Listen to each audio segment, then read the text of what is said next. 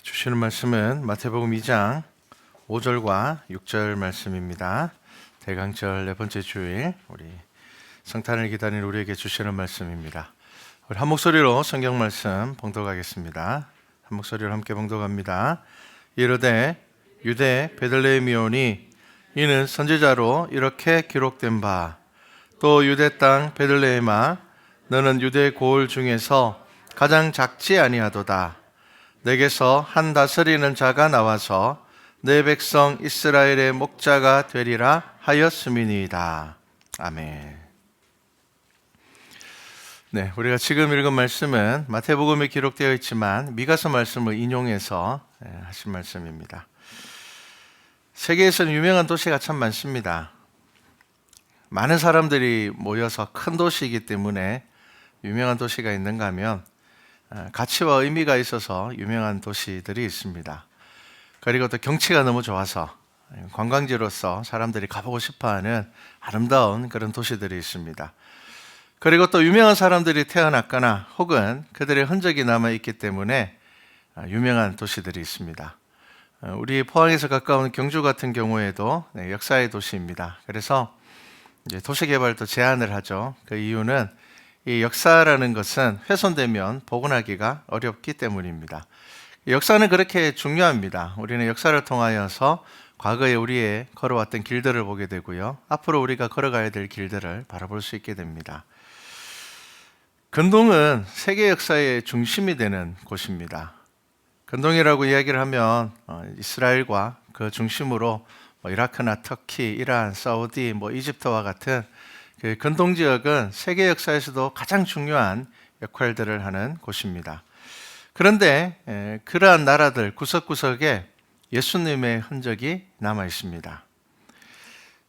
이슬람이나 혹은 여러 종교와의 전쟁으로 인하여서 기독교의 많은 유산들이 불태워져서 없어졌지만 여전히 남아있는 이 역사의 흔적들은 독보적입니다. 다른 역사적인 흔적들과 비교할 수 없을 만큼 성경의 역사의 흔적은 가장 강력하고 확실하게 남아 있습니다. 그리고 오늘 이제 우리가 읽은 말씀의 이 베들레헴이라는 지역은 예루살렘에서 조금 떨어진 곳입니다. 예루살렘에 딱 붙어 있는 곳은 아니고요. 예루살렘에서 남쪽으로 조금만 가면 나오는데 굉장히 작은 마을입니다. 그런데 여러분 그 작은 마을, 지금 오늘 성경에서도 야, 너는 가장 작지 아니하도다. 이 말은 너 정말 작은 골 중에 있지만 작지 않아. 그 이유가 뭐라고요? 예수님께서 그곳에서 태어나셨기 때문입니다. 자, 베들레헴이라는 지명은 교회 다니지 않는 사람들도 익숙한 지명이 되었습니다. 성탄 찬양이나 이런 이제 노래 제목으로도 베들레헴이라는 이름은 많이 나옵니다. 그래서 하나님을 잘 몰라도 베들레헴이라고 이야기를 하면은 예수님께서 태어나신 곳이라고 아는 사람들이 많습니다. 왜 그러냐면은 그 베들레헴은 작지만 그곳에서 태어나신 예수 그리스도는 결코 작지 않기 때문입니다. 자, 그러면은 이제 교회 신앙생활을 하는 우리도 베들레헴 그러면 예수님의 고향 이렇게만 이제 생각을 합니다. 그러면은 구약에서 베들레헴이라는 지명이 안 나왔을까요? 나온 적이 없었을까요? 그렇지 않습니다. 베들레헴은 구약 성경에 꽤 자주 등장을 합니다. 대표적으로 등장하는 게 뭐냐면요. 야곱이 자기가 정말 사랑했던 라헬을 묻었던 곳이 어디냐면은 베들레헴 근처입니다. 그래서 창세기 35장 19절에 보면 이렇게 기록되어 있습니다. 라헬이 죽음에 에브랏 곧 베들레헴 길에 장사되었고 이렇게 기록되어 있습니다. 그리고 또 이 베들레헴은 성경의 아주 중요한 무대가 되기도 합니다. 우리가 구약 성경 가운데 룻기를 읽어보면은 룻기의 무대가 어디냐면은 베들레헴입니다. 베들레헴에서 일어난 일들이 바로 룻기에 기록된 것입니다. 그리고 우리가 룻기를 통하여서 알 수 있는 것처럼 이 룻은 다윗의 조상이 됩니다. 그래서 자연스럽게 다윗의 고향이 어디냐면은 베들레헴입니다. 사무엘상 17장 58절에 보면요. 이런 말씀이 있습니다. 사울이 그에게 묻되, 자, 사울이 이제 자기 앞에 나온 다윗에게 묻는 겁니다. 소년이여 누구의 아들이냐 하니 다윗이 대답하되 나는 주의 종 베들레헴 사람 이새의 아들이니이다. 이렇게 대답합니다. 자, 성경 안에서 베들레헴은 계속 등장하고 있습니다. 하지만 우리는 잘 기억하지 못합니다. 왜냐하면은 중요한 지명이긴 하지만 그렇게 성경 가운데서 특별한 지명이 되지는 않았습니다. 그런데 그 베들레헴이 예수 그리스도께서 그곳에 태어나심으로 인하여서 많은 사람들에게, 세계인들에게 알려지는 그러한 도시가 됩니다. 지금 베들레헴에 가면, 지금입니다. 베들레헴에 가면은 교회가 세워져 있습니다. 베들레헴 교회가 세워져 있고요. 그리고 아주 웅장하고 아름다운 요새의 모습을 하고 있습니다. 왜냐하면 이 베들레헴이라는 지명, 특별히 예수님의 흔적이 남겨져 있는 이 도시들은 여러 이교도와의 전쟁 가운데서 공격 대상이 되었기 때문입니다. 그리고 이제 예수님 당시에 이 베들레헴, 예수님께서 오시기 이전에 그 시대의 베들레헴은 양치기의 마을이었습니다. 그래서 양을 치는 사람들이 정말 많았습니다. 다윗의 시대 때부터 성전 제의에 사용되는 양을 키우는 곳이었습니다. 그래서 이곳에서 양을 치는 목자들은 평범한 목자가 아닙니다. 레위 지파에 소속된 레위 지파 가운데서 성전 제의에 사용되는 양을 치는 그런 목자들이었습니다. 그리고 이 목자들에게 있어서 가장 큰 소망이 뭐냐면은 예수님께서 오셔서, 메시아가 오셔서 이제 유월절이 완전하게 완성됨으로 인하여서 우리가 더 이상 이 짐승을 잡아서 제사 드리지 않아도 되는 그 메시아 날을 간절하게 고대하는 사람들이 누구였는가 하면은 바로 양을 치는 목자들이었습니다. 천사가 양치에게 나타난 이유도 그들이 메시아를 간절히 기다리는 사람들이었기 때문입니다. 자, 그리고 또 동방박사도 마찬가지입니다. 우리는 동방박사라고 이야기를 하면은 유대교와 전혀 상관없는 사람들이 멀리서 찾아왔다 그렇게 생각을 하지만 역사적인 자료 가운데 들어가게 되면요, 이 동방박사들은 디아스포라 유대인, 흩어진 유대인들을 통하여서 이미 메시아의 별에 대한 지식을 가지고 있는 사람들이었습니다. 메시아에 대한 예언이 구약 성경에 쭉 이어져 내려오고 있잖아요. 그러니까 많은 유대인들이 메시아가 올 거야, 메시아가 올 거야. 흩어진 유대인들조차도 이제 대부분의 흩어진 유대인들은 이스라엘이, 남유다와 북이스라엘이 멸망하면서 흩어진 사람들이 대부분입니다. 그러니까 나라를 잃어버리고 흩어진 사람들에게 가장 큰 소망이 뭐겠습니까? 메시아거든요. 그러니까 그들이 어디를 가나 우리 유대 민족이 기다리는 메시아가 올 거야. 그 메시아가 오면은 이러한 징조들이 나타난다고 성경에 기록되어 있어. 그 중에 하나가 뭐냐 하면은 메시아의 별입니다. 그래서 이 동방박사들은 메시아의 별에 대한 지식을 이미 가지고 있었습니다. 그들이 하나님은 잘 몰랐지만 분명히 이 땅에 하나님으로부터 보내지는 이 땅에 메시아가 올 때에는 특별한 별이 나타난다라는 것을 그들은 알고 있었습니다. 그러니까 동방박사들도 자신들만의 방법으로 메시아를 기다리는 사람들이었습니다. 여러분, 어떤 사람들이 예수 그리스도를 만나고 어떤 사람들이 메시아를 만납니까? 예수님께서 마태복음 7장 7절에 분명히 우리에게 말씀하셨습니다. 고하라, 그리하면 너희에게 주실 것이요, 찾아라, 그리하면 찾아낼 것이요, 문을 두드리라, 그리하면 너희에게 열릴 것이니, 이렇게 말씀하셨습니다. 여러분, 찾는 자들이 예수 그리스도를 만나게 됩니다. 여러분이 마음으로, 심령으로 성령 하나님을 기대하고 기다리는 사람들이 약속된 성령을 받을 수 있습니다. 우리의 믿음의 삶에서 우리의 믿음의 자세를 보셔야 됩니다. 나는 정말 매일의 삶에서 내 삶의 참된 주인 대신 예수 그리스도를 기다리는 삶을 살아가고 있는가? 내가 하나님 믿는다, 나는 예수 믿는 사람입니다, 저는 교회에서 신앙생활 합니다 라고 이야기를 하면서도 내 삶 가운데서 예수 그리스도를 향한 갈급함을 가지고 있지 않는 그런 삶을 살아가고 있지 않는지를 확인해 보셔야 됩니다. 성경은 분명히 우리들에게 찾으라고 이야기를 합니다. 이 찾음은 갈급함을 이야기를 합니다. 구하라고 이야기를 합니다. 문을 두드리라고 이야기를 합니다.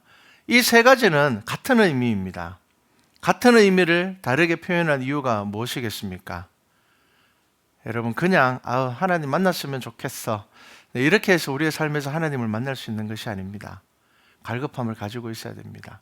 내 삶의 어떤 순간순간마다 어떠한 결정을 내려야 되는 그때마다 하나님께서 나와 함께 하시기를, 하나님께서 내게 지혜를 주시기를, 말씀 가운데서 내게 하나님께서 주시는 그 은혜로 내가 무엇을 해야 될지 알 수 있게 되기를, 그 말씀의 은혜를 사모하여야 된다는 겁니다.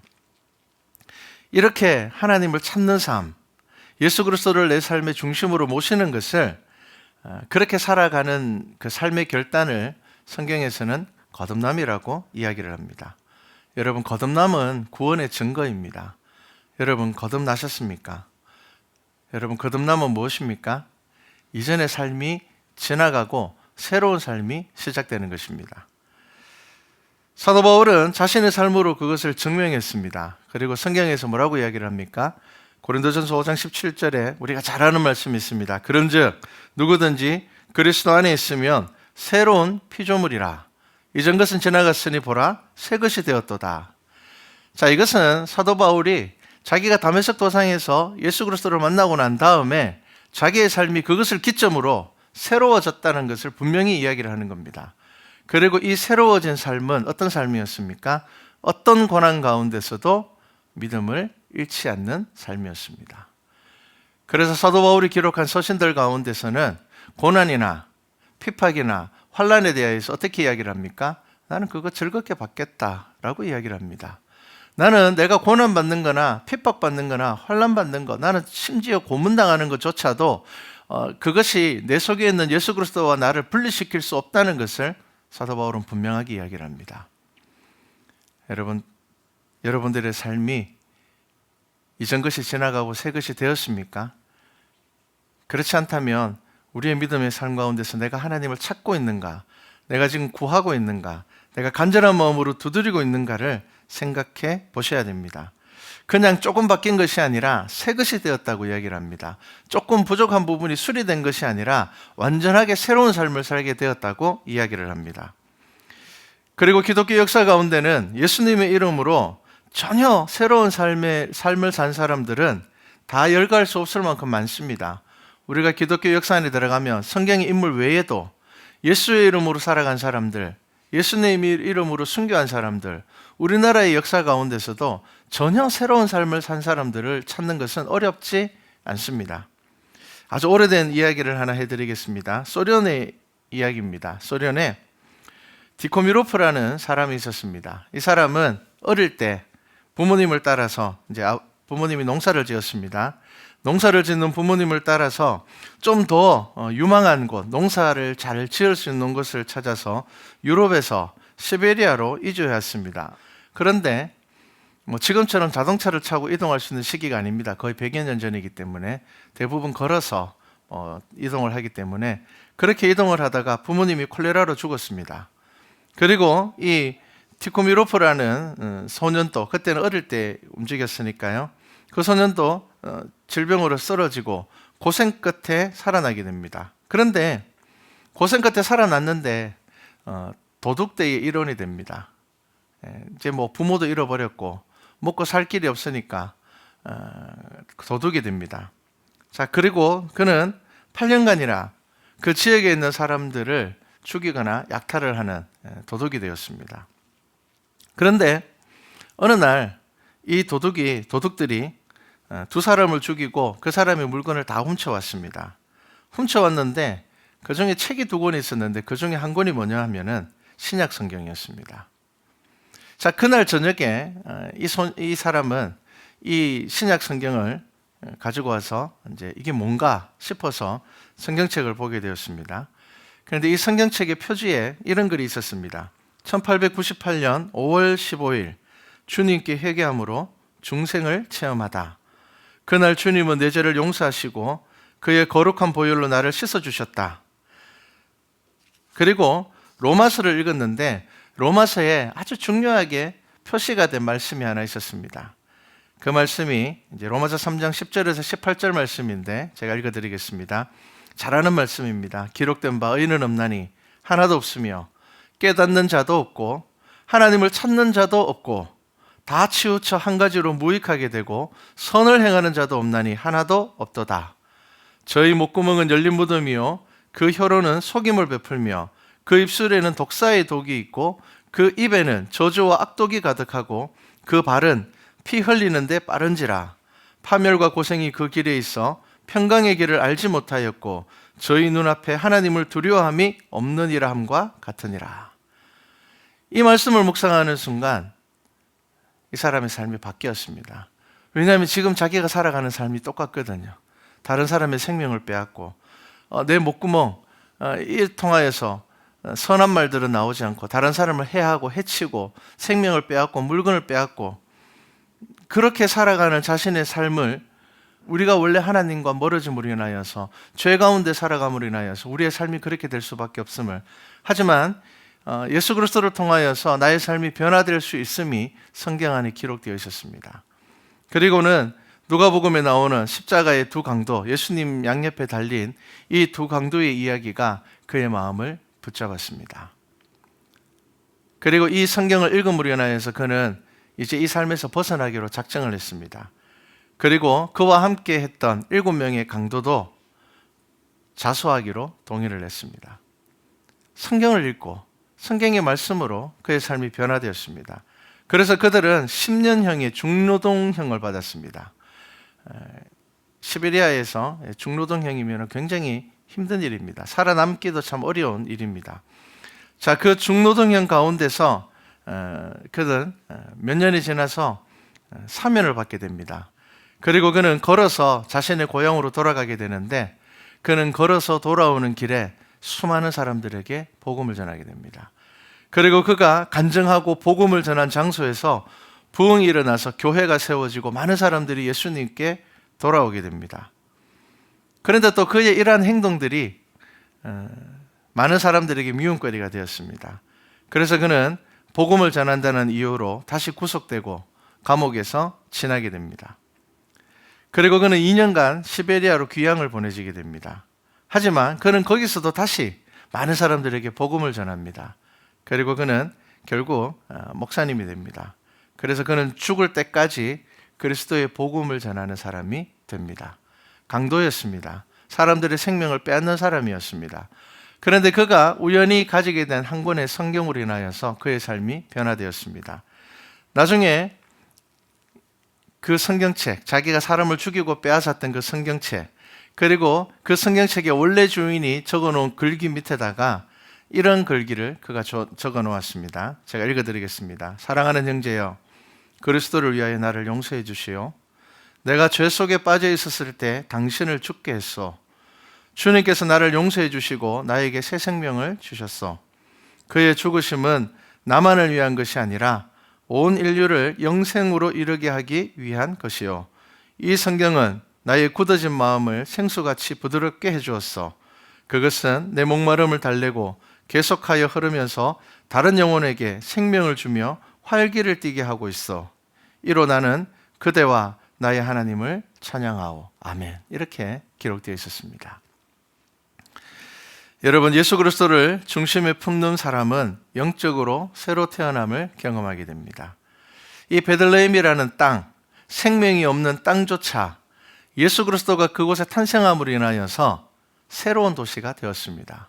많은 사람들에게 주목받는 도시가 되었습니다. 그렇다면 원래 하나님의 형상대로 지음을 받은 죄 가운데서 하나님과의 관계가 끊어져 본 우리가 예수 그리스도를 통하여서 다시 하나님과의 관계가 회복된다면 우리의 삶은 어떻게 되겠습니까? 어떻게 변할 수 있겠습니까? 자금의 문제가 되지 않습니다. 나의 연약함도 문제가 되지 않습니다. 내가 똑똑하지 못한 것도 문제가 되지 않습니다. 나의 가난도 문제가 되지 않습니다.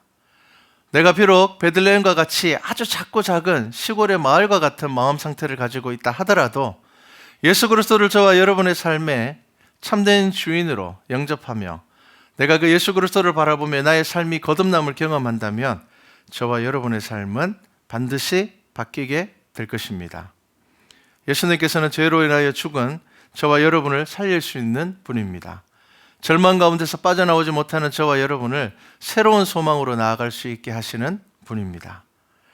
여러분, 우리의 삶에, 저와 여러분의 삶에 온전한 예수 그리스도를 품고 살아가는 그러한 마음으로 대강절을 성탄절을 기다리는 우리 모두가 되기를 바랍니다. 우리가 지나온 삶의 자리에 예수님의 흔적이 남아있게 살아가는 그런 우리 성도들 되기를 바랍니다. 지금 한국만 그런 것이 아니라 세계적으로 교회는 어려움을 겪고 있습니다. 물론 일반적인 사람들도 더 큰 어려움을 겪고 있습니다. 이러한 때에 저와 여러분의 삶은 어떠한 삶을 살아야 되겠습니까? 여전히 우리의 삶 가운데서는 예수 그리스도의 이름은 흔들리지 않는 믿음으로, 우리의 삶은 예수의 이름으로 새로운 소망과 기쁨을 가지고 나아가는 성도의 삶이 되어야 될 것입니다. 베들레헴에 예수님께서 태어나심으로 인하여서 그 도시가 2000년이 지난 지금까지 많은 사람들에게 기억되고 알려지는 것처럼, 아무리 보잘것없는 저와 여러분의 삶이라 하더라도 저와 여러분의 삶에 예수 그리스도께서 그 중심에 좌정하신다면 저와 여러분의 삶은 분명히 바뀔 것입니다. 우리는 두려움을 떨쳐낼 수 있게 될 것입니다.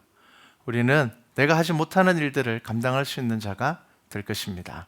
우리가 이러한 소망을 가지고 오직 예수 그리스도를 우리의 마음에 모시고 하루하루의 삶들을 믿음으로 살아갈 수 있기를 주님의 이름으로 축복합니다.